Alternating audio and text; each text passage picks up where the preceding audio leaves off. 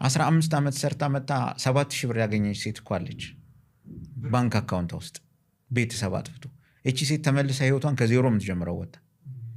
ለዛውም እኮ ልጅ ካላት ለልጄ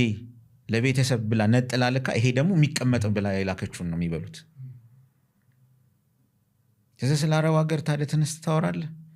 አዲስ አበባ ውጭ ምንድነው የሰራተኛና ማህበራዊ ጉዳይ ሚኒስትር በለው ውጭ ጉዳይ ሚኒስትር በለው ሌሎቹም በሙሉ ምንድነው ከዚህ ጀርባ የሚሰራውን ስራ አይታወቅም አሁን ፓናል ዲስከሽን ምናምን ተብሎ በየቲቪ እየተወጣ የሚነገር በሙሉ ወሬ ነው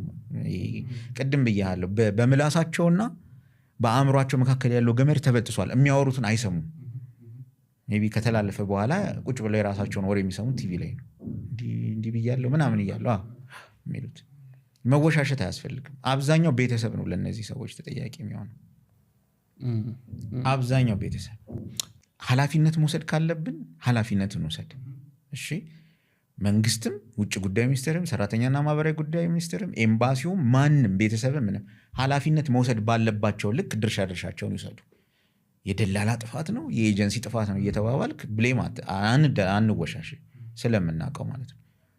በቦሳሶ በጅቡቲ ምናምን በኩል በየመን በጄይዛን ቦርደር አርጎ ሳውዲ ለመግባት ምናምን በባህር በረሃ ምናምን ያቋርጠው ሰው ከየት እንደሚነሳ መቼ እንደሚነሳ ምናምን ሳያቀርቶ ነው የደህንነት ተቋም ያውቃል